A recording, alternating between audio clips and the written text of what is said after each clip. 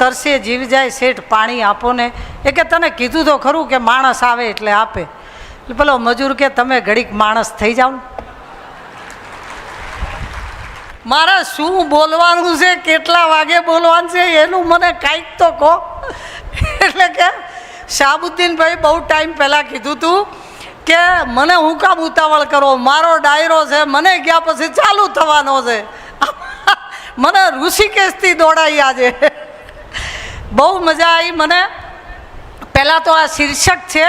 હું પહેલી વાત કહી દઉં કે હું ઇન્સ્ટાગ્રામ ઉપર નાની વાર્તાઓ કહું છું, એટલે મારી પ્રવચન કરતાં વધારે મારી વાર્તાઓ હોય છે. આ શીર્ષકમાં મને નરેશે ચાલુ ફોનમાં પૂછ્યું હતું કે બેન શું કહેવું છે. કીધું ચાલને માણસ થઈએ. અને ચાલને માણસ થઈએ પછી મને એમ થયું કે ના જરૂર છે આની. કદાચ સુરતને કે કાઠિયાવાડને તો અમદાવાદ જેવી ગરમી નથી પડતી એટલે ખબર નહીં હોય. 45-48 ડિગ્રી તાપમાં એક મજૂર પરસેવે રેપ જેપ હોય અને શેઠ અંદર ગાદી તકિયામાં, વાણિયાઓ શેઠ હતા અમારા તો નીચે તકિયા નાખીને બેઠતા, એટલે ઊંડા શેઠ બેઠેલા ને પેલો મજૂર કે શેઠ પાણી આપો ને બહુ તરસ લાગી છે. પણ બપોર હતી, શેઠે ખાઈને થોડાક આડા પડ્યા હતા. એ કે થોડીક વાર ખમ, હમણાં માણસ આવે એટલે પાણી આપે. એટલે પેલો 5-10 મિનિટ ઊભો રહ્યો, એનો તરસે જીવ જાય શેઠ પાણી આપો ને. એ કે તને કીધું તો ખરું કે માણસ આવે એટલે આપે. એટલે પેલો મજૂર કે તમે ઘડીક માણસ થઈ જાઓ.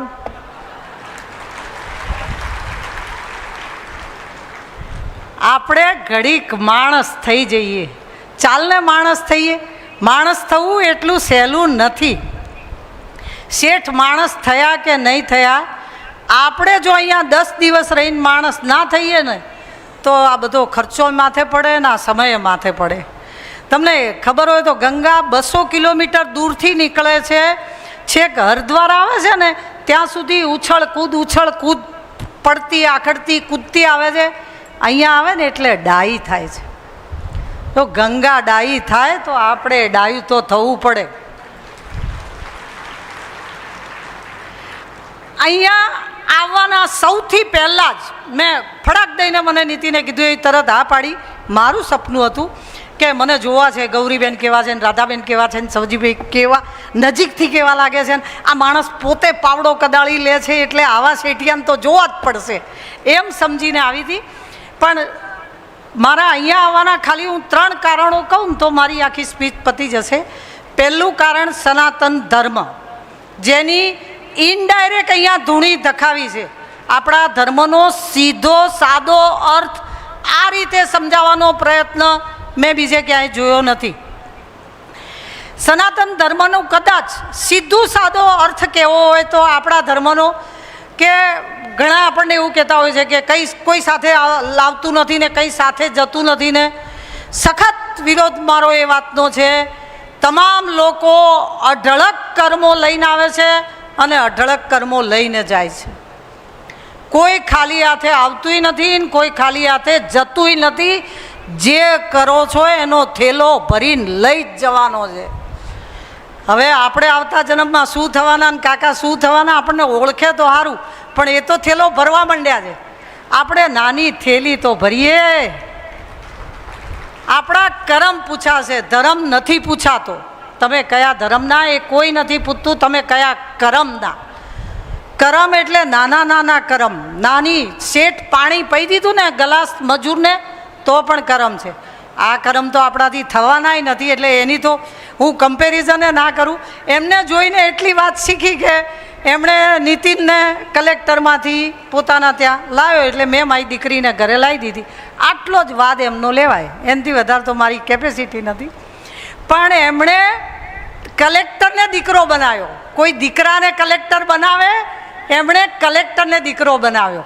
એ મોટી વાત છે. આપણે એ શીખી શકીએ એમનામાંથી કે એમનું તો સૂત્ર છે કે બુદ્ધિ અને ભણેલા બધું બજારમાં મળે છે. આપણે જેને આવડતું હોય એને સોંપવું પડે. આપણા કામથી આત્મા રાજી થાય ને તો બહુ થઈ ગયું. દુનિયા રાજી નથી થતી. દુનિયા ક્યારેય કોઈનાથી રાજી થઈ જ નથી અને એ પ્રયત્ન કરવોય નહીં. આપણને એમ લાગતું હોય કે આપણાથી બધા રાજી છે તો એ આપણો ભ્રમ છે, અથવા તો આપણે જીવનમાં કંઈક કર્યું જ નહીં હોય. તમે બજારમાં બહાર કામ કરવા નીકળો ને તમારો વિરોધ ના કરે તો ધૂળ પડી છે એ કામમાં. કરે જ જેના પેટમાં બળતું હોય ને એ કરે પછી એ મોટી હોસ્પિટલવાળા હોય તોય કરે અને મોટા હોદ્દાવાળા હોય તોય કરે. એમને વિરોધ કરવાનું કામ છે, આપણું કામ કરવાનું કામ, આત્મા રાજી થાય એવું કરવાનું. મને આ એકચ્યુઅલી કહું તો મેં અહીંયા આવવાની એકદમ 1 સેકન્ડમાં હા પાડી હતી. ખુમારી તો વારસાગત ટેવ છે મારી, એમ હું ઝટ કોઈની હા નથી પાડતી. પણ અહીંયા મને એમ થયું કે હું વધારે ફાયદામાં છું. ગરધણી એસીપી હતા એવું મને હમણાં કીધું, તમે સાંભળ્યું ને? એસીપી બહારનાઓને સારા લાગે છે, ઘરમાં તો બંદૂકની નાળની જેમ જીવવું પડે. આ અહીંયા પડ્યું હતું ને ક્યાં ગયું, આ ક્યાં ગયું. ઘર બધાયના આવી રીતે ચાલે. પણ મેં સ્કૂલ ચલાવીને એટલે મેં એસીપી સાથેનું કનેક્શન કાપી નાખ્યું, ઓછું કરી નાખ્યું. કાપી નાખ્યું એટલે ઘરે જ છે હો, પણ ઓછું કરી દીધું કે તમે તમારો ધંધો કરો, હું મારો કરું. કાલે કાકાને બહુ હસવું આવ્યું હતું એટલે હું કહું છું, મેં એવું જ કીધું હતું કે પોલીસનો અને શિક્ષણનો મેળ જ નથી આવતો. એકચ્યુઅલી સાચી વાત કહું તો ગુણવંત શાહનું કીધેલું એક વાક્ય છે, એક સારી શાળા બને ને તો 10 પોલીસ સ્ટેશન બંધ થાય.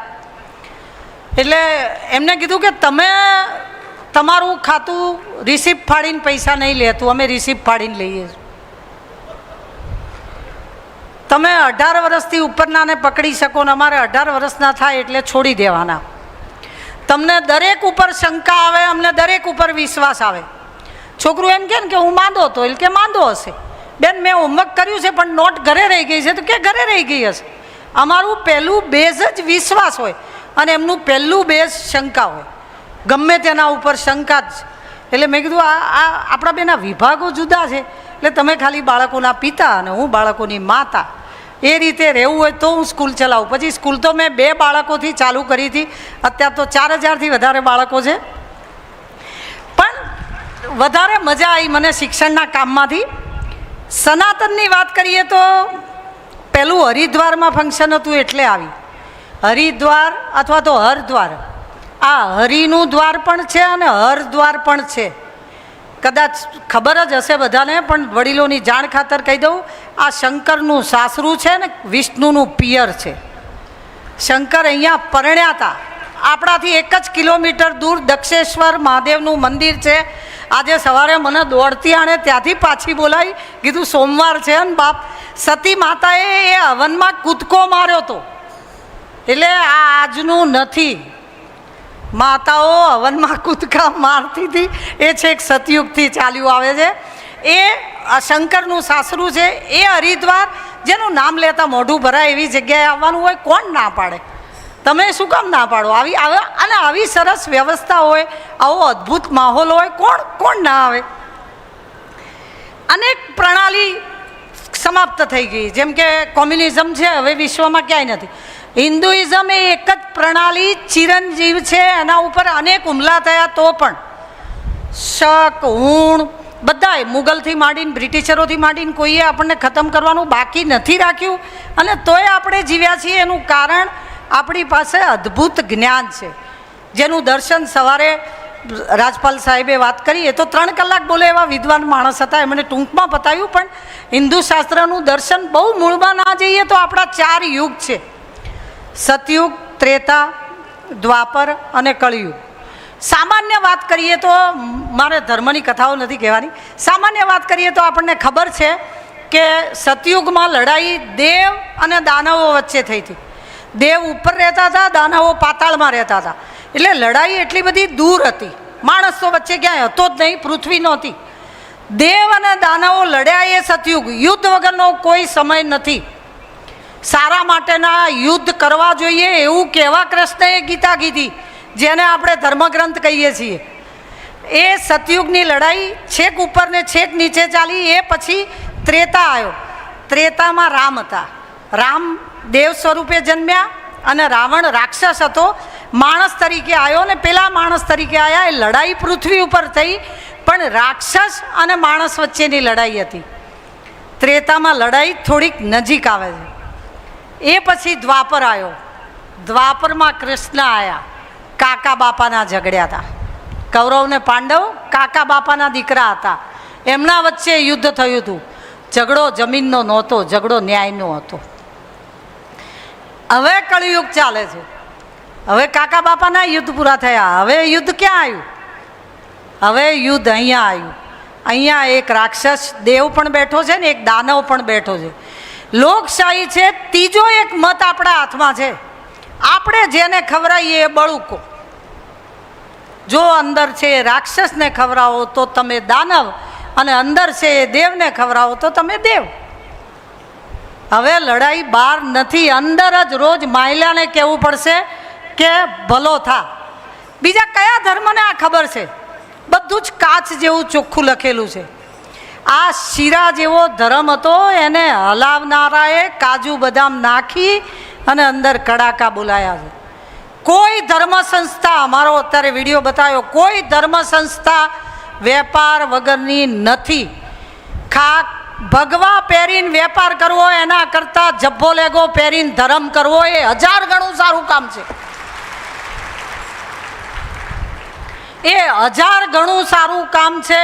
અને અહીંયા જે ધર્મ થતો મેં જોયો છે, મને અદ્ભુત લાગ્યું. રાધા કૃષ્ણ જે મા બાપ બોલાયા છે એ તો કલ્પના માત્ર કોઈનાથી ના આવે કે આ કોણે વિચાર્યું હશે.